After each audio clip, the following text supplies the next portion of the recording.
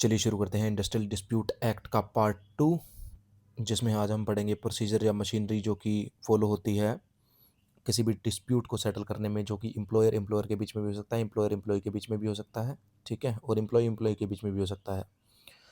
Dispute कोई भी हो सकता है, इंडिविजुअल किसी एम्प्लॉय का भी हो सकता है और ट्रेड यूनियन का भी हो सकता है, ठीक है। तो इसमें फॉलो किए जाते हैं तीन तरह के मेथड्स जो कि आपको स्क्रीन पर दिख रहे होंगे, ठीक है।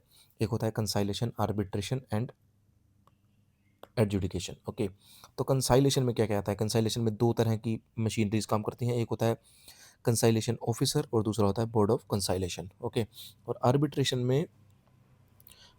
में दो तरह के आर्बिट्रेशन जो किए जाते हैं वो है वॉलेंटरी और कंपलसरी, ठीक है, वॉलेंटरी और कंपलसरी। और इसके सेक्शंस भी हम आगे जाते पढ़ते जाएंगे, ठीक है। और एडजुडिकेशन में तीन तरह के कोर्ट हैं जो इंडिया में सेटलमेंट है, जो आईडी एक्ट के तहत है, 1947 के तहत है, जो है पहला है लेबर कोड, दूसरा है इंडस्ट्रियल ट्रिब्यूनल और तीसरा है नेशनल ट्रिब्यूनल, ठीक है। इनके बारे में हम डिटेल पढ़ेंगे अभी। उससे पहले हम पढ़ लेते हैं कि हर ऑर्गेनाइजेशन नहीं, हर इंडस्ट्री में जहाँ भी 100 से ज़्यादा एम्प्लॉयज़ हैं, वहाँ पर एक कमेटी होती है जिसका नाम होता है वर्कर्स कमेटी। सेक्शन 3, इसका सेक्शन याद रखना है, सेक्शन 3, वर्कर्स कमेटी। अगर 100 से ज़्यादा एम्प्लॉई हैं तो वहाँ पर वर्कर्स कमेटी सेटल होगी, ठीक है। ये एक इंटरनल बॉडी है, इंटरनल कंसल्टेटिव बॉडी है ये, internal internal consultative consultative body है ये, ठीक है। ये इंटरनल होती है, ओके। अब इसमें होता क्या है, देखो ये कौन से मुद्दे डील करती है ज़्यादातर। ये करती है administration of welfare and fine funds, okay. जो भी फाइन फंड होता है या वेलफेयर फंड होता है उसका एडमिनिस्ट्रेशन करती है ये, ठीक है। एजुकेशनल और रिक्रिएशनल एक्टिविटीज़ जो भी होती हैं इंडस्ट्री में, ठीक है। सेफ्टी और accident prevention, occupational disease and protective equipment, condition of work, भी वर्किंग कंडीशन कैसा है वहाँ पे वर्क प्लेस पे, ventilation, lighting, temperature, sanitization including urinals and latrines, okay. Amenities such as drinking water, canteen, dining rooms, medical और health services, इससे related जो भी डिस्प्यूट होंगे ऑर्गेनाइजेशन में, ये वर्कर्स कमेटी के दायरे में आते हैं। इसका रिजोल्यूशन जो है वो वर्कर्स कमेटी के कंसल्टेशन से किया जा सकता है, ठीक है। तो इसमें क्या होता है, इक्वल मेंबर होते हैं दोनों साइड्स के, एम्प्लॉयर के भी और एम्प्लॉयज़ के भी, ओके। अब ऐसी चीज़ें जो वर्कर्स कमेटी के तहत नहीं आती हैं, एक्सक्लूडेड हैं जो, ठीक है।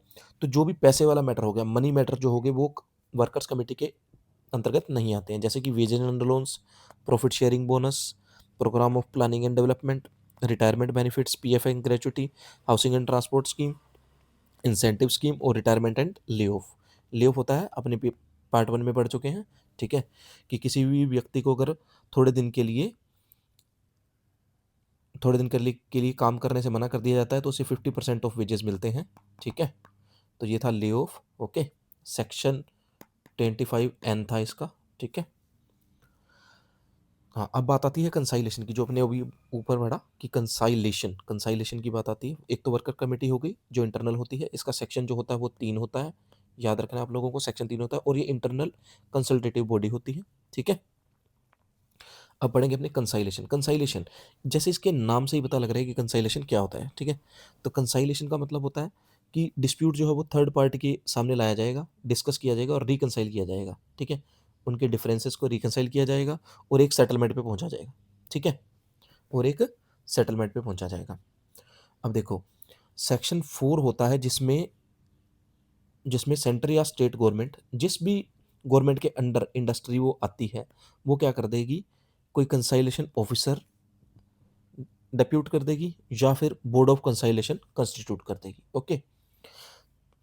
बोर्ड ऑफ कंसाइलेशन की नीड क्या है, सिंपल बात है, अगर कोई कॉम्प्लिकेटेड इशू है, ठीक है, या बड़ा इशू है, तो उसके लिए बोर्ड की ज़रूरत पड़ती है। अगर कोई सिंपल इशू है तो उसके लिए कंसाइलेशन ऑफिसर। ये डिपेंड करता है अप्रोप्रिएट गवर्नमेंट पे, जो भी गवर्नमेंट है वहाँ पे, जो भी गवर्नमेंट वहाँ पे एप्लीकेबल होती है, सेंट्रल और स्टेट, ओके।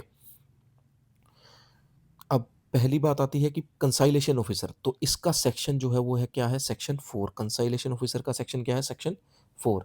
अब सेक्शन 4 के तहत क्या किया जाता है, के अंतर्गत क्या किया जाता है, गवर्नमेंट जो है वो एक कंसाइलेशन ऑफिसर डिप्यूट करती है, ठीक है, डिक्लेयर कर देती है कि कंसाइलेशन ऑफिसर रहेगा, ठीक है। तो वो कंसाइलेशन ऑफिसर कि कोई ऐसे फिक्स प्रोसीजर नहीं होता है कंसाइलेशन का कोई फिक्स प्रोसीजर नहीं होता है। ये जस्ट टैक्टफुल और स्किल वाला काम है। The appropriate government may by notification by official in the official gazette appoint करती है, appoint such number of persons as thinks to be fit for the conciliation. ठीक है, जो भी कंसाइलेशन के लिए वो फिट मानती है उनको करती है। तो इसकी ड्यूटीज़ क्या क्या होती हैं? पहली बात तो सुन लीजिए कि ड्यूटीज़ होती हैं इसकी सेक्शन 12 में।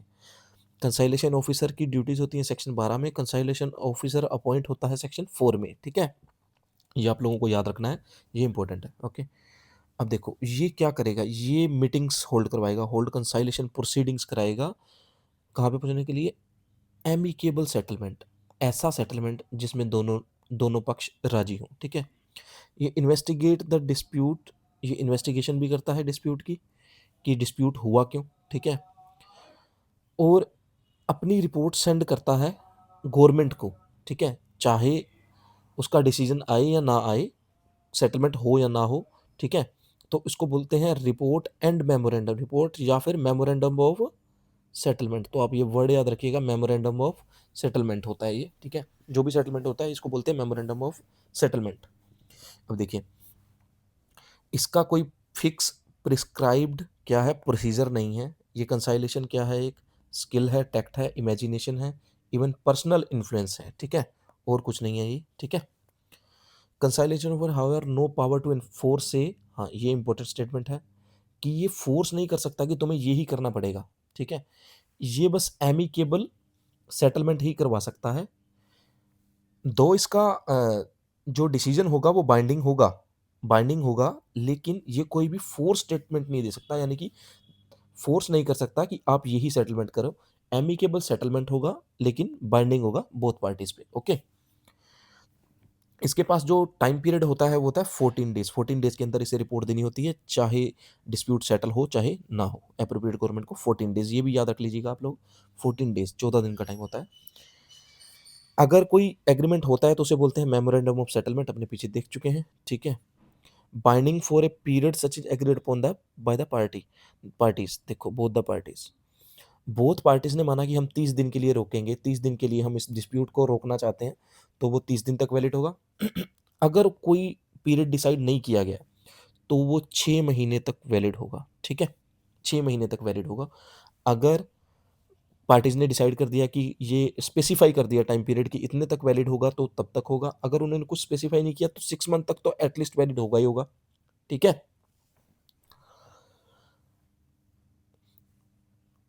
अब मान लो किसी ने डिस्प्यूट को क्या सॉरी सेटलमेंट को क्या करना है, रिवोक करना है सेटलमेंट को। तो उसके लिए क्या होगा कि 2 मंथ पहले नोटिस देना होगा, फिर 2 मंथ का वेट करने के बाद वो सेटलमेंट जो है वो रिवोक हो सकता है। ठीक है, कोई भी पार्टी, मान लो किसी भी पार्टी का मत अब नहीं रहा पहले जैसा, तो उसको पहले एक 2 मंथ्स का इंटीमेशन देना होगा, और एक्सपायरी ऑफ पीरियड के बाद, इस एक्सपायरी के बाद 2 मंथ का नोटिस देना होगा। और जैसे ही 2 मंथ खत्म होंगे तो वो सेटलमेंट को रिवोक माना जा सकता है। ठीक है, तो सिंपल बात है, याद रखिएगा 14 दिन के अंदर इनको रिपोर्ट सबमिट करनी होती है। 14 दिन के अंदर मान लो सेटलमेंट हो गया है तो वो जो अगर स्पेसिफाइड पीरियड है तब तक वैलिड होगा, अगर स्पेसिफाइड नहीं है तो भी 6 मंथ्स तक वैलिड होगा। लेकिन अगर 6 मंथ्स के बाद इसको कोई रिवोक करना चाहता है तो 2 मंथ्स के लिए वेट करना पड़ेगा। ओके, 2 मंथ्स उसको एक इंटीमेशन देना होगा और उसकी एक्सपायरी के बाद उसको रिवोक माना जाएगा। ओके, अब देखो फेलियर हो जाता है अगर मान लो कंसाइलेशन का अगर मान लो फेलियर हो जाता है तो गवर्नमेंट क्या करेगी, सेक्शन 10 के तहत उसे एडजुडिकेशन में भी भेज सकती है। ठीक है, सेक्शन 10 के तहत गवर्नमेंट जो भी मामले फॉरवर्ड करती है ना वो सेक्शन 10 में करती है, याद रखिए सेक्शन 10 में, forward to the upper court और एनी अदर थिंग, फॉरवर्ड जो करती है वो सेक्शन 10 के तहत करती है। अब आता है बोर्ड ऑफ कंसाइलेशन, इसका सेक्शन होता है 5। देखो, कंसाइलेशन ऑफिसर की जो ऑफिसर जो था वो 4 में था, और इसकी ड्यूटीज़ थी जो वो 12 में थी। इसका जो सेक्शन है वो 5 है और इसकी ड्यूटीज़ जो है वो 13 में है। तो याद रखने का अच्छा तरीका है, वो 4-12 और ये 5-13। अगर कंसाइलेशन ऑफिसर रिजोल्व करने में डिस्प्यूट को फेल हो जाता है, ठीक है, तो बोर्ड ऑफ कंसाइलेशन का गठन होता है। ये कोई परमानेंट बॉडी नहीं होती, ये एडहोक और ट्राईपार्टाइट बॉडी होती है, तीन पक्षीय, ठीक है, त्रिपक्षीय बॉडी होती है, ठीक है। ये अपने आप से कोई मामला लेके नहीं सुन सकती, गवर्नमेंट जो भेजेगी, ठीक है, वॉलंटरली नहीं ले सकती है, गवर्नमेंट जो भेजेगी उसी मामले को सुन सकती है, ठीक है।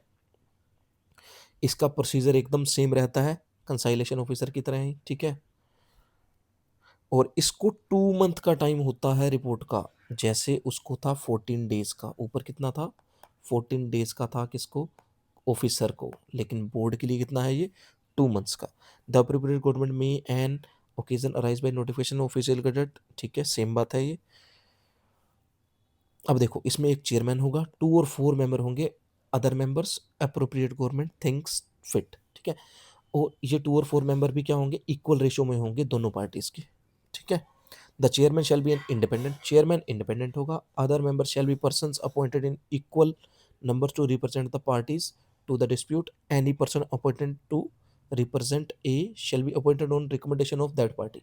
अगर मान लो रिकमेंडेशन में कोई फेल हो गई तो फिर भी गवर्नमेंट अपनी मर्जी से कर देती है, ठीक है, ये देखो, ठीक है। देखो बोर्ड की मीटिंग तभी बुलाई जा सकती है, ठीक है, जब सब लोग होंगे, having prescribed quorum, may act notwithstanding the absence of chairman और एनी इट्स मेंबर, ठीक है।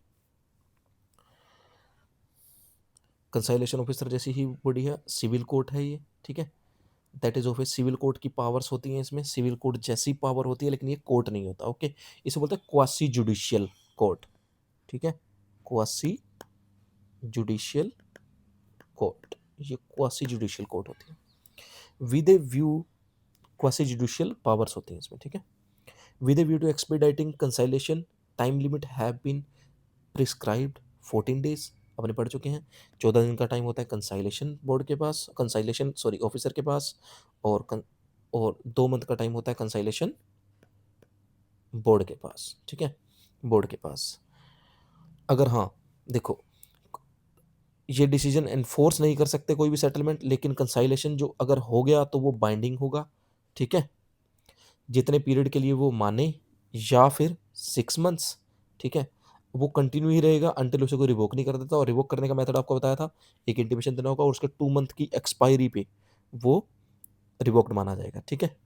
ये क्या करता है, ये भाई जिस टाइम पे भी चल रही है कंसाइलेशन प्रोसीडिंग, चाहे वो कंसाइलेशन ऑफिसर की है चाहे वो कंसाइलेशन बोर्ड की है, उस टाइम पे कोई स्ट्राइक नहीं होती, स्ट्राइक कौन कर सकता होता है, एम्प्लॉयज़ कर सकते होते हैं, और एम्प्लॉयर्स लॉकआउट करता है, दोनों ही नहीं हो सकते, और किसी भी एम्प्लॉय का टर्मिनेशन भी नहीं हो सकता, टर्मिनेशन, डिस्चार्ज, डिसमिसल और रिट्रेंचमेंट नहीं हो सकता उस टाइम ड्यूरेशन में, ठीक है।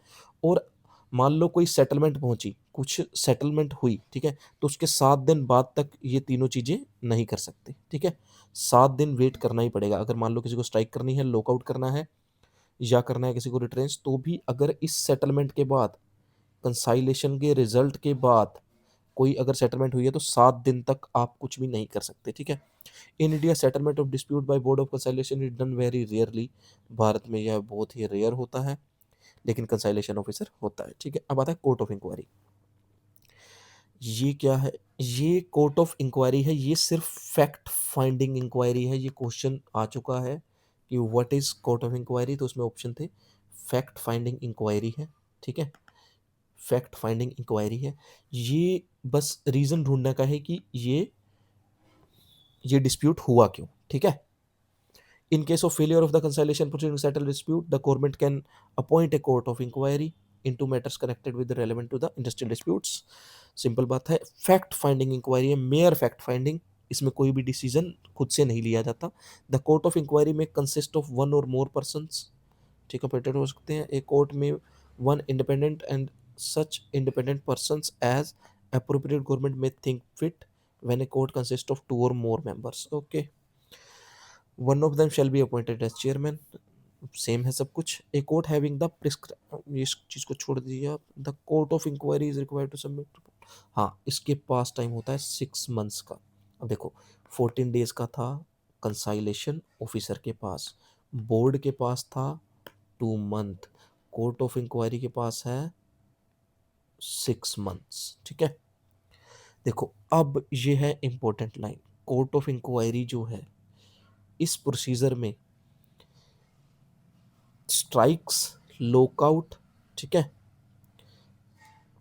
Right to strike, right to lockout, ठीक है, डिसमिस वर्कमैन, ये सारी चीज़ें अनफेक्टेड रहती हैं। देखो ऊपर जो भी मेथड अपनों ने पढ़े, कंसाइलेशन पढ़ा, चाहे पढ़ा बोर्ड ऑफ कंसाइलेशन, उसमें ये सब चीज़ें बैन थी या प्रोहिबिट थी, स्ट्राइक, लोक डिसमिसल और लॉकआउट्स। लेकिन इसमें सब कुछ अलाउड है, बिकॉज ये फैक्ट फाइंडिंग इंक्वायरी है, ठीक है, इसमें सब कुछ अलाउ है, इसमें सब कुछ भी प्रोहिबिट नहीं होता। A court of inquiry is different from board of conciliation. The former aims at inquiring fact finding authority. ये है fact finding authority, और on the other hand the later basic objective to promote settlement, ठीक है। जो कंसाइलेशन थे वो settlement के लिए थे, ये फैक्ट फाइंडिंग अथॉरिटी है या इंक्वायरी है। ओके, अब आती है बात आर्बिट्रेशन की। ये सिमिलर है कंसाइलेशन की, लेकिन इसमें क्या होता है, जो कंसाइलेशन जो होता है वो गवर्नमेंट अपॉइंट करती है, ये क्या करते हैं, आर्बिट्रेशन खुद से करवा सकती है दोनों पार्टीज, ठीक है। इसमें जुडिशियल पावर्स नहीं होती, याद रखना, जुडिशियल पावर नहीं होती, आर्बिट्रेटर्स में जुडिशियल पावर नहीं होती। ओके, ये कुछ नहीं होता है, सिंपल दोनों पार्टीज का आपस में सेटलमेंट होता है, ठीक है। अब देखो, हाँ ये चीज़ याद रखना, ये वॉलेंट्री, ये है, दो टाइप होते हैं इसके आर्बिट्रेशन के, वॉलेंट्री और कंपलसरी।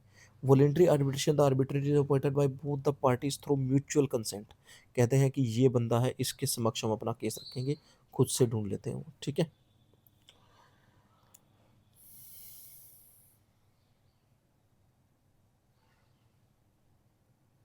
देखो अगर वो फेल हो गई सेटलमेंट में पहुंचने में वॉलेंटरली, देन गवर्नमेंट क्या करती है, अगर पार्टीज कहती हैं तो उन्हें एक आर्बिट्रेटर प्रोवाइड करवाती है, ठीक है,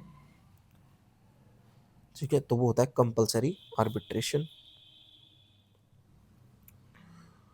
अब देखो ये आता है voluntary reference of dispute to arbitration. देखो मैंने बोला था गवर्नमेंट जो भी फॉरवर्ड करती है या जो भी ऊपर मामला जाता है, ऊपर की कोर्ट में जाता है या ऊपर के स्टेप में जाता है, उसमें सेक्शन 10 का यूज होता है। अब देखो according to section 10 of ID act, in case where the conciliation process fail, it is advised that party opt for voluntary arbitration. Voluntary arbitration refers to getting dispute settled through an independent person chosen by parties involved mutually and voluntarily, ठीक है। कंसाइलेशन में government करती थी, इसमें कौन करेगा, 10A में आता है सेक्शन में ये, इसमें कौन करेंगे, पार्टीज खुद करेंगी, चूजन बाय पार्टीज, ठीक है। The reference of dispute to arbitration at any time before the dispute has been referred under section 10 to a labour court. अब देखो अगर वहाँ भी सेटलमेंट नहीं हुई तो सेक्शन 10 के तहत वो कहाँ भेज दिया जाएगा, लेबर कोर्ट ट्रिब्यूनल या फिर नेशनल ट्रिब्यूनल भेज दिया जाएगा। ओके, तो सेक्शन 10 के तहत जितना भी फॉरवर्ड होते हैं केस, ठीक है, या सेटल नहीं हो पाते, वो सेक्शन 10 के तहत, ठीक है, ऊपर वाले स्टेप में भेजे जाते हैं। लाइक जो आर्बिट्रेशन में फेल हुआ उसको लेबर कोर्ट, ट्रिब्यूनल या नेशनल ट्रिब्यूनल भेजा जाएगा। ओके,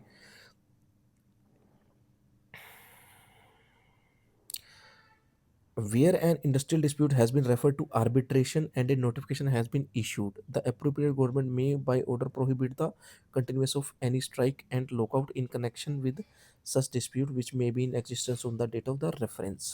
अब देखो मान लो कोई मामला आर्बिट्रेशन में आ गया, ठीक है, तो उस टाइम पे गवर्नमेंट जो है वो प्रोहिबिट कर सकती है किसको, स्ट्राइक्स और लॉकआउट्स को। देखो बाकियों में जो टर्म थी ना वो प्रोहिबिट ही होते थे, ठीक है, इसमें गवर्नमेंट प्रोहिबिट कर सकती है अगर चाहे तो। गवर्नमेंट अगर एक ऑफिशियल नोटिस निकाले, कि नोटिफिकेशन निकाले, पब्लिश करें कि जितने टाइम तक आर्बिट्रेशन चल रहा है तब तक स्ट्राइक्स लॉकआउट नहीं किए जा सकते, तो उसे प्रोहिबिट किया जा सकता है, ठीक है। इसका कोई लेना देना नहीं है आर्बिट्रेशन एक्ट 1940 से, ठीक है। अब देखो इंपॉर्टेंट एक्ट है एक, according to section 18 of the industrial dispute the arbitration award becomes binding once it is enforceable on those parties who refer the dispute to the arbitrator section 18 के तहत वो जो है आर्बिट्रेशन अवार्ड, इसको बोलते हैं आर्बिट्रेशन अवार्ड। जो भी सेटलमेंट होता है आर्बिट्रेशन में, उसे बोलते हैं आर्बिट्रेशन अवार्ड। ये टर्मिनोलॉजी याद रखनी पड़ेगी आपको, ये पेपर में पूछी जाती है, ठीक है।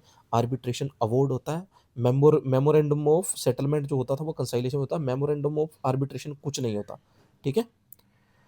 An arbitration award whose notification has been issued under Section 10A shall be binding on the parties of the dispute. Same line है. A settlement within the meaning of छोड़ दीजिए, the government will then publish. Okay, अगर कोई arbitration award होता है उसे 30 दिन में गवर्नमेंट जो है वो पब्लिश करती है, और पब्लिश होने के 30 दिन बाद वो लागू होता है, ठीक है। पहले 30 दिन के अंदर गवर्नमेंट उसको पब्लिश करेगी, ठीक है, 30 दिन के अंदर, और उसके 30 दिन बाद वो क्या होता है, पब्लिश होता है। ओके, अब आ रही है बारी सबसे बड़ी बात, जो कि है कोर्ट्स। अगर मान लो कहीं भी मामला सेटल नहीं होता तो इंटरवेंशन ऑफ लीगल अथॉरिटी की जरूरत है, ठीक है। इसको कंपलसरी आर्बिट्रेशन भी माना जाता है, ठीक है। तो 3 तरह के कोर्ट हैं, 3 टायर मशीनरी है, लेबर कोर्ट, इंडस्ट्रियल ट्रिब्यूनल और नेशनल ट्रिब्यूनल। इसको इन अगर कंसाइलेशन फेल हो जाता है तो भी मामला किस में आ सकता है, इंडस्ट्रियल ट्रिब्यूनल, लेबर कोर्ट में आ सकता है, ठीक है।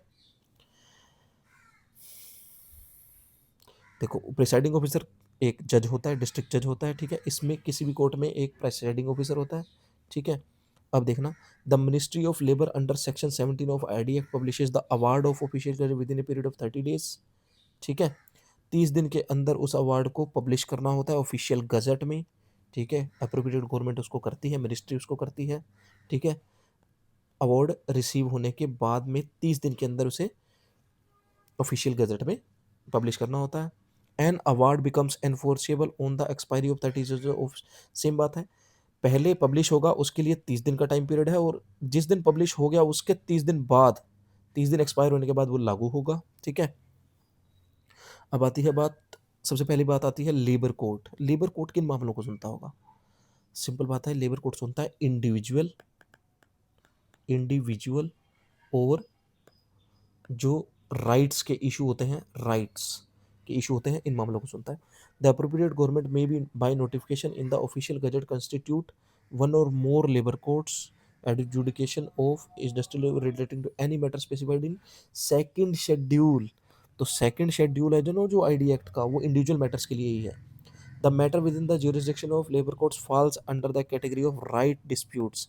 राइट्स मतलब अधिकार, ठीक है। वो कौन कौन से हो सकते हैं, प्रोप्राइटी और लीगलिटी ऑफ एन ऑर्डर, ठीक है।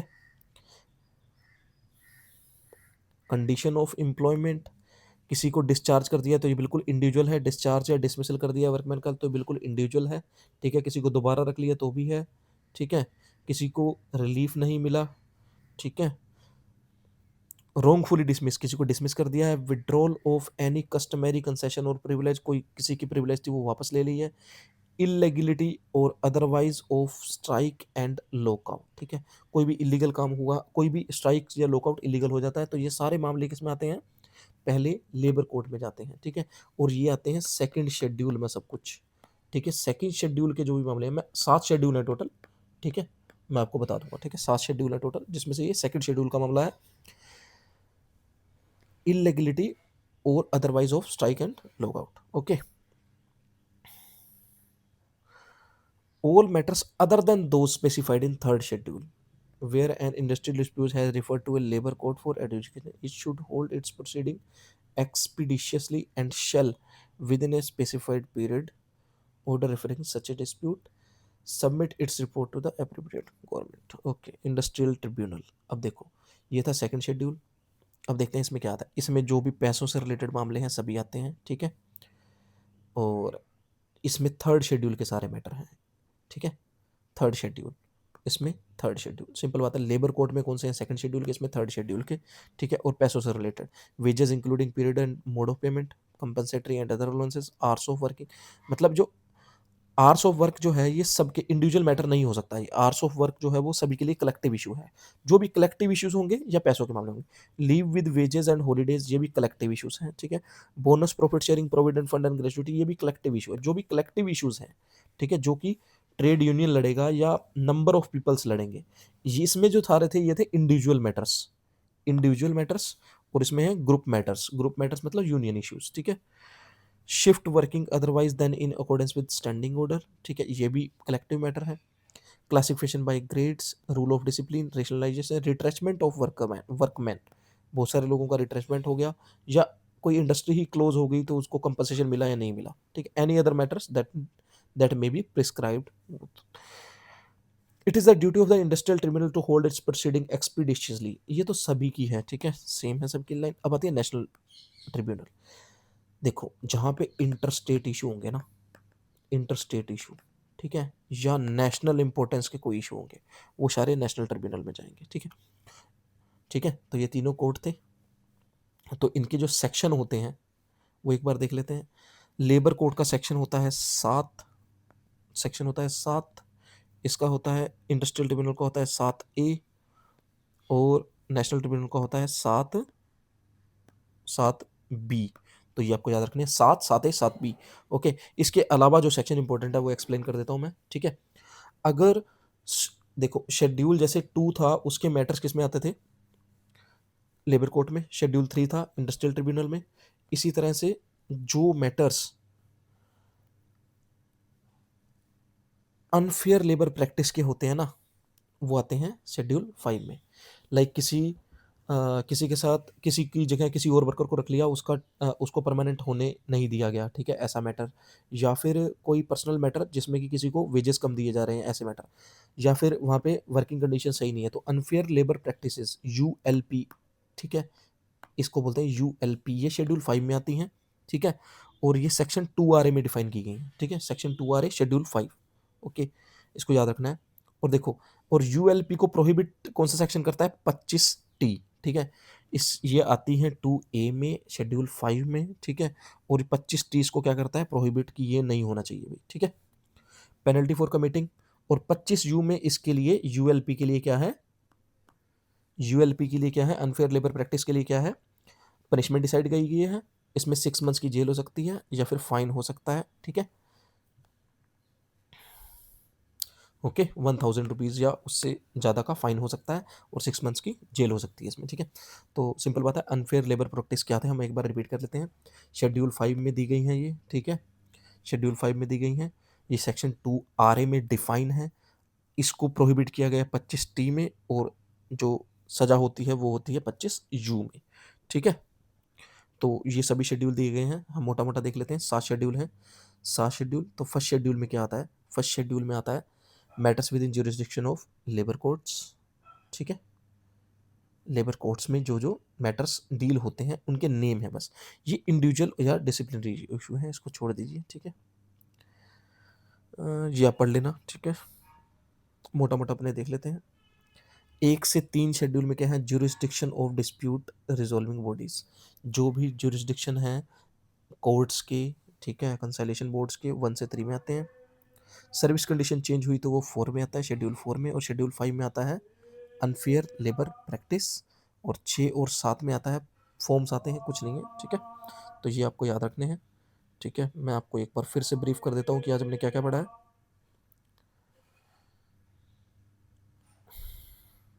तो सबसे पहले अपने वर्कर्स कमेटी पढ़ा था, जिसका सेक्शन था सेक्शन 3, ठीक है। फिर कंसाइलेशन पढ़ा, कंसाइलेशन का सेक्शन 4 था, और कंसाइलेशन बोर्ड का सेक्शन 5 था। कंसाइलेशन का सेक्शन 4 था, और इसकी जो ड्यूटीज़ थी वो सेक्शन 12 में थी, ठीक है। और बोर्ड ऑफ कंसाइलेशन जो था वो सेक्शन 5 में था, कंस्टिट्यूट सेक्शन 5 में होता था, और इसकी ड्यूटी जो थी वो सेक्शन 13 में थी, ठीक है। कोर्ट ऑफ इंक्वायरी सेक्शन 6 है, ये एक फैक्ट फाइंडिंग इंक्वायरी है, ठीक है।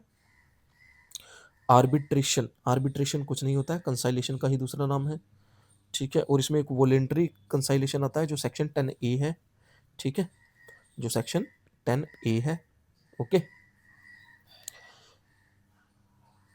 और एडजुडिकेशन मतलब कोर्ट्स होती हैं, 3 तरह की कोर्ट्स है, labour court section 7, industrial tribunal section A 7A, और नेशनल ट्रिब्यूनल 7B, ओके। और उसके बाद पढ़ा हमने ULP, अनफेयर लेबर प्रैक्टिस, जो कि आती है शेड्यूल 5 के अंदर, ठीक है। इसको डिफाइन किया है सेक्शन 2RA में, इसको डिफाइन किया गया सेक्शन 2RA में, ठीक है। और इसके लिए जो प्रोहिबिशन है इसका 25T में, और जो इसके लिए जो पेनल्टीज़ हैं वो है 25U में, ओके।